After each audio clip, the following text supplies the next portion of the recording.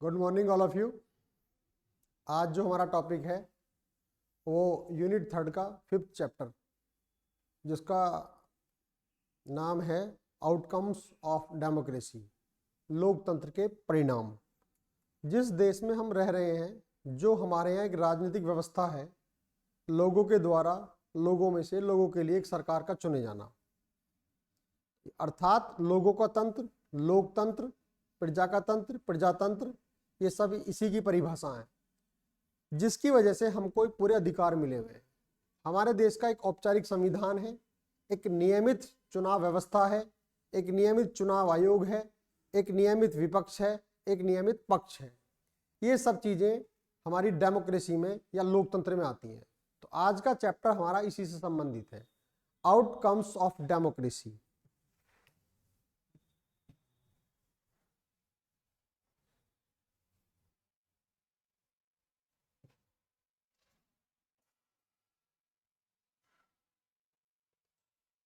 लोकतंत्र के परिणाम। इस टॉपिक में सबसे पहले आता है हम लोकतंत्र का मूल्यांकन कैसे करें। पहला टॉपिक है इसका लोकतंत्र का मूल्यांकन कैसे करें। लोकतंत्र का मतलब है कि जो लोकतंत्र है वो लोगों के लिए है, लोगों की सुविधाओं के लिए है। एक सिस्टम है यहाँ दिया हुआ जिसने आम आदमी की गरिमा को बढ़ाने का काम किया, समानता का काम किया, बंधुत्व का काम किया, और एक आम आदमी की बात ऊपर तक सुनी जाती है। इसमें एक फैसले लिए जाते हैं, जैसे इस जो फैसले लेने का तरीका है उसमें हम सभी की भूमिका होती है। हमारे द्वारा जो हमारे प्रतिनिधि चुने जाते हैं, उन चुने हुए प्रतिनिधि में से ही हमारा प्रधानमंत्री बनता है और हमारे मंत्री बनते हैं। अर्थात एक ऐसा सिस्टम जिसमें हम सबकी बात सुनी जाए, तो इसमें लोकतंत्र का मूल्यांकन है। दूसरा पॉइंट हमारा आता है लोकतंत्र के बारे में आम आदमी के विचार।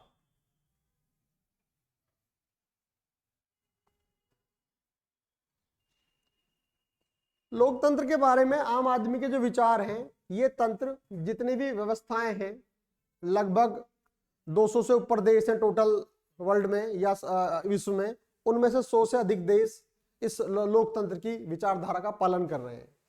और सैद्धांतिक रूप से ये आम लोगों के द्वारा बहुत अच्छा माना जाता है, जबकि इतना ये व्यवहारिक रूप से अच्छा नहीं होता, क्योंकि इसमें शिकायत की गुंजाइश हमेशा बनी रहती है। तो इसमें आम तौर पर यह सोचा जाता है ये आम तंत्र है, ये आम लोगों का तंत्र है, इसमें सारे फैसले गरीब लोगों के द्वारा लिए जाते हैं। ऐसा पूरी तरह से नहीं होता, लेकिन फिर भी इसकी जो एक विचारधारा है, इसमें आम आदमी को बहुत सारे अधिकार मिलते हैं। तीसरा पॉइंट जो हम इसमें लेते हैं वो है हमारा उत्तरदायी, जिम्मेदार और वैध सरकार या वैधता।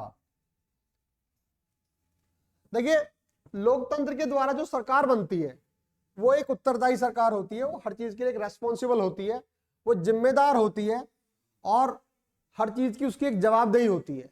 और वो सरकार जो आम लोगों के द्वारा चुनी जाती है, एक निष्पक्ष सिस्टम के द्वारा चुनी जाती है, इसीलिए उसको हम वैध सरकार कहते हैं। इसमें आम आदमी का हिस्सा होता है।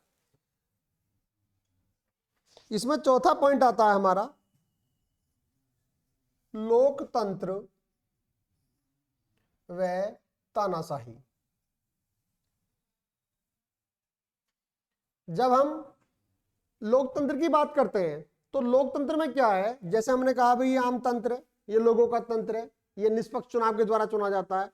लेकिन तानाशाही में क्या है, ये कुछ लोगों का तंत्र है या एक दल की सरकार है जिसमें आम आदमी की सुनवाई नहीं हो पाती। जो इसमें जो फैसले लिए जाते हैं बहुत तीव्र गति से लिए जाते हैं और लोकतंत्र में फैसले थोड़ा विलंब रूप से लिए जाते हैं, क्योंकि इसका एक अपना एक सिस्टम है।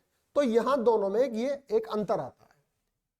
और ये जो सिस्टम है इसमें भी कुछ चीजें इसके मुकाबले अच्छी होती हैं, लेकिन जो चीजें इसमें अच्छी हैं उसके बावजूद भी हम इस तंत्र को खराब नहीं कह सकते, अच्छा यही तंत्र माना जाएगा, क्योंकि इसमें जो अच्छाई है उसकी भी अभी हम तुलना करेंगे। उस केवल अच्छाई की वजह से हम बहुत सारी अच्छाइयों को नजरअंदाज नहीं कर सकते। तो इसमें हमारा नेक्स्ट पॉइंट आता है लोकतांत्रिक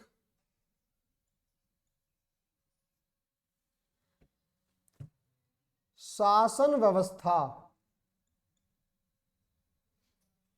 लोकतांत्रिक शासन व्यवस्था की विशिष्टता।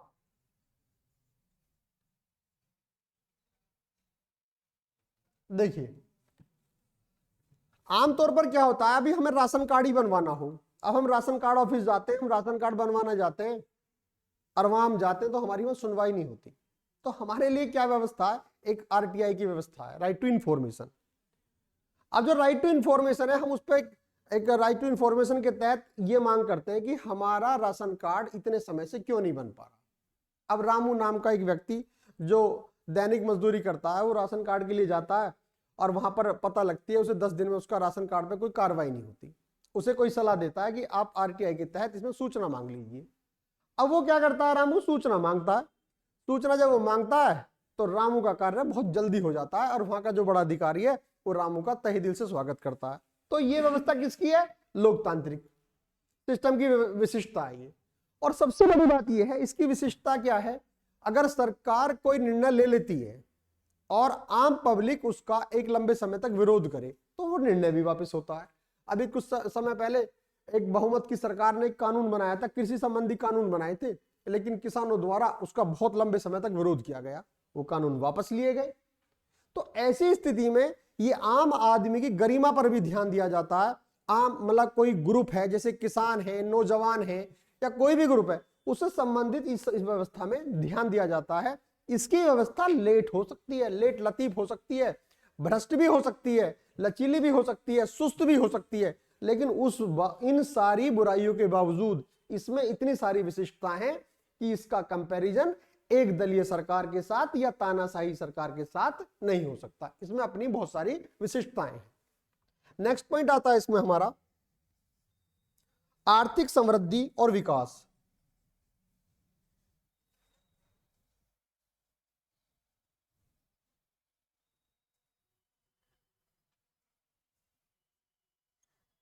और विकास, देखिए यहां एक पॉइंट समझने की बात है।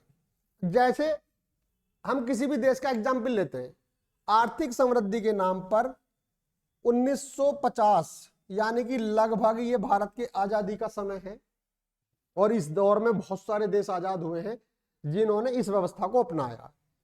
तो 1950 से लेकर 2000 तक के जो हम आंकड़े लेते हैं, उन आंकड़ों में एक बात निकल कर आई है कि आर्थिक समृद्धि की जो ग्रोथ रेट है, जो वृद्धि दर है, वो कहीं ना कहीं तानाशाही देशों में ऊपर रही है, जबकि लोकतांत्रिक देशों में नीचे रही है। पूरा अगर आंकड़ा लें, इस आंकड़े की वजह से और आर्थिक समृद्धि और विकास की वजह से फिर भी हमें कोई एक कारण, इस एक कारण की वजह से हम लोकतंत्र को नकार नहीं सकते। अब ऐसी स्थिति में हम क्या लेते हैं एग्जाम्पल इसका, अगर इसमें हम एग्जाम्पल लेते हैं, अभी मैं इसके बाद आपको एक टेबल बनाऊंगा इसकी, जिसमें आपको यह पता लग जाएगा इसमें कितने कितने नंबर हैं। तो देखिए मैं इसमें कुछ देशों के नाम बता रहा हूं आपको। सभी लोकतांत्रिक देश एक तरफ ले लेते हैं और तानाशाही एक तरफ ले लेते हैं। तो इसमें जो लेते हैं हम, जो लोकतांत्रिक देशों का जो ग्रोथ रेट है यानी कि विकास दर है, वो 1950 से 2000 के बीच में जो रही है उसका परसेंटेज 3.95 रहा है। और जो अगर हम देखें लोकतांत्रिक देशों का, तो इनका जो परसेंटेज ग्रोथ रहा है, मतलब तानाशाही, एक मिनट देखिए, ये तो रहा है 3.95 लोकतांत्रिक देशों का, और 4.42 ये रहा है तानाशाही देशों का। ऐसी स्थिति में तानाशाही जो देश हैं उन देशों का जो ग्रोथ रेट है कंपैरेटिव लोकतांत्रिक देशों के मुकाबले ज्यादा है। अब इसके बहुत सारे कारण हैं। यहां फैसले लिए जाते जनता की सुविधाओं को ना देखकर, केवल आर्थिक फैसले, और यहां बहुत सारी चीजों को लिए जाते हैं, लेकिन फिर भी हमारे पास इसका विरोध करने का ये कोई ऐसा जानदार कारण नहीं है। अब आगे देखते हैं। नेक्स्ट पॉइंट आता है नागरिकों की गरिमा।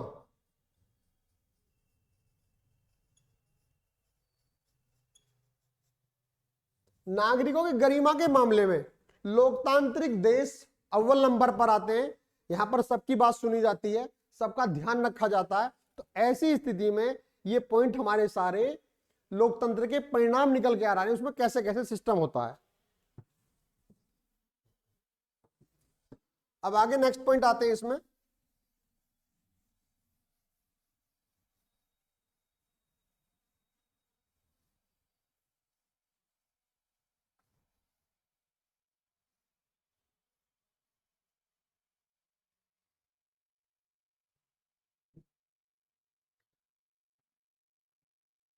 लोकतंत्र की जो सबसे बड़ी बात है, जो मेन पॉइंट है, शिकायतों का बना रहना। देखिए, लोकतंत्र में शिकायतों का बना रहना, इसकी एक अपनी बहुत शानदार विशिष्टता है। इसका मतलब क्या हुआ, अगर कोई भी चीज अच्छी हो जाती है तो लोग अगली बार उससे ज्यादा बेहतर की उम्मीद रखते हैं। इसीलिए लोकतंत्र में हमेशा शिकायत बनी रहती है। कोई भी चीज कितनी क्यों ना जांची जाए, कितनी क्यों ना परखी जाए, वो हमेशा खरी नहीं उतर सकती। ये एक व्यवहारिक पहलू है। तो ऐसी स्थिति में किसी भी सरकार के द्वारा अगर कोई कार्यक्रम किया जाता है, चाहे वो कार्य बहुत अच्छा हो अपने समय पे, लेकिन अगले समय में उसको उससे बेहतर की उम्मीद के साथ देखा जाएगा। तो ऐसी स्थिति में लोकतंत्र में शिकायतों का बना रहना अच्छा माना जाता है। अब इस पे क्वेश्चन कैसा बनेगा, उसमें आएगा कि लोकतांत्रिक सिस्टम में क्या अच्छा माना जाता है, शिकायतों का बना रहना, या आर्थिक समृद्धि कम होना, या दूसरे और एग्जाम्पल। तो उसमें आपका ये एग्जाम्पल बन जाएगा, शिकायतों का बना रहना लोकतंत्र में अच्छा माना जाता है। एक क्वेश्चन इस पे ये बनता है कि भारत मतलब विश्व का सबसे बड़ा लोकतंत्र कौन सा, largest democracy of the world. तो इसमें आंसर आपका इंडिया आएगा। एक क्वेश्चन ये आएगा लोकतंत्र की जननी किसे कहा जाता है, तो इसका आंसर आएगा स्विट्जरलैंड। तो ऐसी स्थिति में अगर क्वेश्चन ये पूछा जाएगा भारत में कै दलीय व्यवस्था है, तो भारत में बहुदलीय व्यवस्था है। ऐसे इसमें क्वेश्चन हमारे बनेंगे। अब एक क्वेश्चन जो इसमें बहुत महत्वपूर्ण बनता है, आय में जो असमानता होती है, इसका एक नेगेटिव पॉइंट है आय में असमानता। ये बड़ा ही सोचने का विषय है कि जो टॉप 20 लोग हैं उनके पास कितनी संपत्ति है और जो नीचे वाले 20% लोग हैं उनके पास कितनी संपत्ति। ये टॉपिक थोड़ा समझने का। देखिए यहां इसमें हम एक टेबल ले लेते हैं।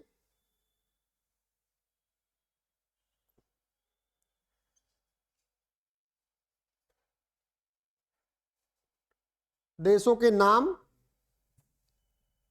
और राष्ट्रीय आय में प्रतिशतता। अब यहां पर भी हम दो तरीके से बांटेंगे इसको,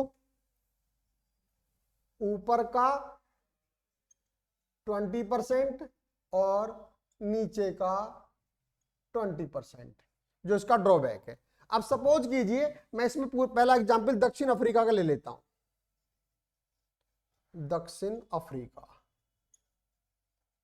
अब जो ऊपर का 20% है दक्षिण अफ्रीका में 64.8 और जो नीचे आता है वो 20.9। इसका मतलब क्या हुआ, दक्षिणी अफ्रीका में, साउथ अफ्रीका में जो ऊपर के 20% लोग हैं उनके पास 64.8 संपत्ति है और जो नीचे के 20% लोग हैं वो 2.9% संपत्ति है। तो इसका मतलब क्या हुआ कि भाई अगर ऊपर के 20% के पास इतनी होगी तो नीचे के गरीब तो बहुत लोग हो जाएंगे, जबकि लोकतंत्र में कहा जाता है आम तंत्र, लोगों का तंत्र। तो ऐसी स्थिति में यहां एक पहलू आता है निकल कर, क्या कि जो लोग जनता के द्वारा चुने जाते हैं वो लोग बहुत ईमानदार और कर्मठ होने चाहिए, लेकिन कहीं ना कहीं वो अपने स्वास्थ्य के लिए या अपने लालच में अपने कर्तव्य से डगमगा जाते हैं। ऐसी स्थिति में ये आय की समानता असमानता जो बनती है बहुत बड़े स्तर बनती है, और ये अधिकतर देशों की कहानी है। दूसरा एग्जाम्पल अगर हम ब्राजील लें तो देखिए ऊपर के 20% है 63 पॉइंट समथिंग, और जो नीचे का जो पॉइंट आ रहा हमारा वो 2.6, फिर बहुत बड़ा अंतर आ गया। ऊपर के 20% के पास कितनी आय है 63%, और नीचे के 20% के पास कितनी संपत्ति है 2.6। ये बात आप सबके समझ में आ रही है? तो ये कितना बड़ा अंतर लोकतंत्र में आ रहा है ये अपने आप में, और ये सभी देशों में ये स्थिति है। यानी कि कहीं ना कहीं धन जनता के एक बड़े तबके के पास जमा हो जाता है, बड़े बड़े उद्योगपति के पास जमा हो जाता है। ये कहीं ना कहीं इसका एक ड्रॉबैक है। अब दूसरा एग्जाम्पल अगर आप देखेंगे, आप रूस देख लीजिए, रूस में भी स्थिति यही आएगी 53.7, और यहां लगभग कितना आएगा 4.4। अब रूस जैसे बड़े देश की भी स्थिति है, नीचे के 20% लोगों के पास क्या है 4.4%, और ऊपर के 20% के कितना है 53। आमतौर पर अगर आप सभी देशों की तुलना करोगे तो कई जगह तो ऐसा भी आता है कि जो 80% 80 और 20 का रेशो आता है, 20% लोगों के पास 80% धन इकट्ठा हो गया, और 80% लोगों के पास 20% धन इकट्ठा हो गया, बिल्कुल उल्टा रेशो हो गया। तो इसके पीछे रीजन क्या है? इसके पीछे कहीं ना कहीं जो रीजन है वो हमारे जो जनता के जो प्रतिनिधि हैं उनका भाव जो होना चाहिए वो सेवा वाला भाव होना चाहिए। लेकिन कई बार चुनाव लोग इसलिए भी लड़ते हैं धन इकट्ठा करने के लिए।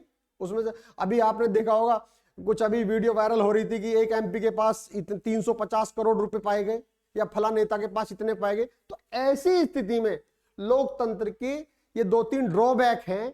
हालांकि दिन पे दिन जब से लोकतंत्र बना है इसमें सुधार आता जा रहा है। तो ऐसी स्थिति में दिन पे दिन सुधार आएगा और जवाबदेही बढ़ेगी, असमानता कम होगी, और वैध शासन आएगा। और वैध शासन रहता है, जनता के द्वारा चुनी आएंगी तो चीजें वहीं से सम्मिलित होंगी।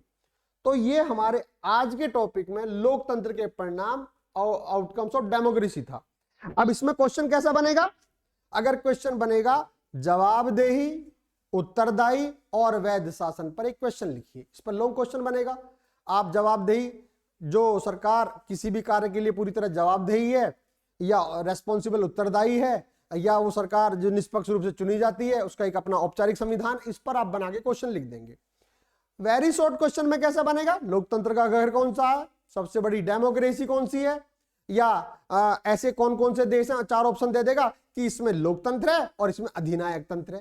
तो इस प्रकार के क्वेश्चन आएंगे। ये आपकी 10-12 मिनट की वीडियो है, आप इसको बहुत कई बार अच्छी तरह पढ़िए, आपके समझ में आएगी। Thank you very much.